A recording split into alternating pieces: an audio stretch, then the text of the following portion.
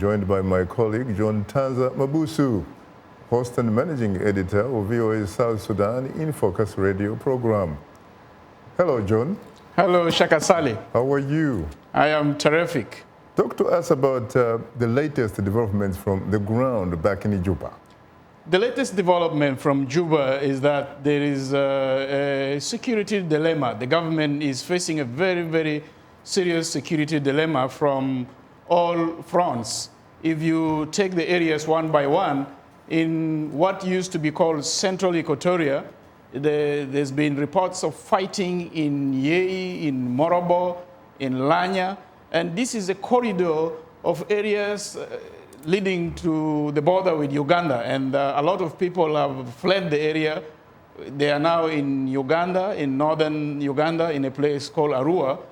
Some refugees in Arua, in Rhino camp, have been telling our reporters that they have witnessed fighting between people armed and South Sudan army. And then if you take the road leading to Uganda, that is the Juba-Nimule road, there are reports of attacks on the road. In fact, 3 weeks ago, a fuel tanker was burned down by people whose identities are not known. Of course, the SPLM-IO loyal to Riek Machar have been riding on the back of these groups that have been attacking. And if you take the route to Western Equatoria, the route is also closed. I mean, Juba is literally, if you like, closed down.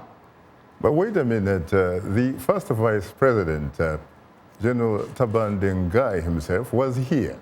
And if you heard him, if you listened to him, he told you that the man who symbolized the violence and mayhem and what have you, Dr. Riek Machar, is out of the country and hence peace. How can you possibly talk like that? I have spoken to a lot of South Sudanese in Juba because I cover South Sudan story on a daily basis. And when we broadcast the speech of General Taban Dengai from the United Nations during the General Assembly, some people were posting questions on the social media saying, if Taban Dengai thinks the country is peaceful, he should dare to take a road trip to Yei. He should travel from Juba to Yei by road. Then he will have another story to tell the world about the security situation in the area. And even the road to Nimule, I mean, from Juba to Nimule, they are saying that Taban Dengai should dare travel by road without a military escort, and then he will tell the world what is happening there. Talking about the appearance at the UN, of course, by the first Vice President, what was the reception like, especially when he came to Washington? There was a community meeting in Washington for the South Sudanese in diaspora. And one of our reporters, a reporter from the South Sudan in Focus, that's Ayen Bior, attended it. And when she did a head count of the people there were around 80 people who turned up. But Shaka, the South Sudanese community in Washington, D.C., is more than 6,000 to 7,000 people here. So if from the 7,000 people, only 80 people showed up, that speaks volumes. Any particular reason why, for example, he did not visit the opposition epicenter, which is based in Nebraska, or Minnesota for that matter? Because I know that any significant individual who is associated with the IO, that is the SPLM-IO, whenever they come to the United States, the place they go to is Nebraska and Minnesota. In Nebraska, I was just chatting with one of the community members, because Nebraska is predominantly Nuer. And I was just chatting with one of the community members. I asked him, why didn't Taban Dengai and his delegation go to Nebraska? He told me that the community members in Nebraska say they are ready to go to prison. If Taban Dengai and Ezekiel Lol steps in Nebraska, they are ready to go in prison. In other words, they are saying they are ready to do anything to harm these two individuals if it means they will be locked in jail. So Nebraska was a no-go zone for them because most of the community leaders in Nebraska support former first Vice President Riek Machar. So that's a reason why they did not go to Nebraska or Minnesota. So given what you just said then, what does he in fact bring to the table when he cut a deal with President Salva Kiir? Because the last time I checked, he doesn't seem to have the backing of the armed wing of the IO. It's a quite tricky question, but to answer that, what does he bring on the table? He brings nothing. He brings, if you like, self-pleasure. The SPLM camp, led by President Salva Kiir, are happy that Dr. Riek Machar is not in Juba. So that is all that Taban Dengai brings on the table. But the reality on the ground is different. Taban Dengai has no following within the SPLA-IA. That is the SPLA in opposition. SPLA in opposition. He doesn't have any followings there.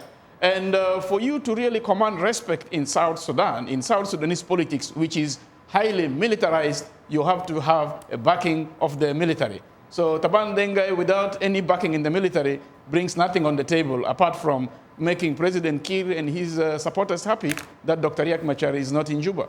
Now, wait a minute, John. How did he become what he is today, especially given what occurred last July? He says, in fact, he was chosen by members of the SPLM-IO in Juba. He was chosen by few individuals, not the majority of the SPLM-IO members of the political bureau. You're aware that last month, Dr. Riek Machar met with around 27 members of his political bureau and the National Liberation Council. That is the decision-making body of the SPLM-IO, excuse me, of the SPLM-IO. So any decision that is binding within the SPLM-IO should be a decision that is reached by the members of the political bureau and the Liberation Council, and it is based on majority, not 4 to 3 people meeting in a hotel in Juba and making a decision. Taban Dengai's nomination as the leader of the SPLM-IO is very contested and controversial within the SPLM-IO.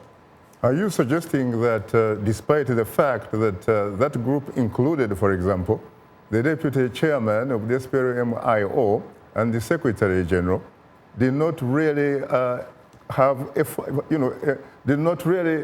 sufficient numbers in order to make such a very important decision? But the SPLM-IO deputy chairman, Ladu Gore, and the secretary general of the party, Duma Tok, they actually bypassed their party rules and capitalized on some provisions in the peace agreement, which says in the absence of the leader of the 2 parties, the parties have to nominate a replacement.